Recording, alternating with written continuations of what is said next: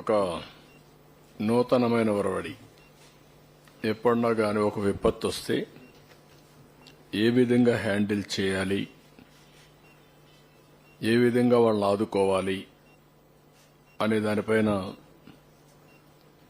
ఒక new direction ఇవ్వడానికి, లేకపోతే మానవతా దృక్పథంతో పనిచేయడానికి మేము పనిచేశాం. ఇప్పటికి దగ్గర దగ్గర 25 రోజులు అవుతుంది విపత్తు వచ్చి. ప్రభుత్వ యంత్రాంగం ఒక బాధ్యతతో ఎన్ని విధాలా ఆదుకోగలుగుతామో ఒక విపత్తు వచ్చినప్పుడు మాటల్లో చెప్పడం కాకుండా చేసి చూపించాం. ఈరోజు మేజర్గా దగ్గర దగ్గర 4 లక్షల మందికి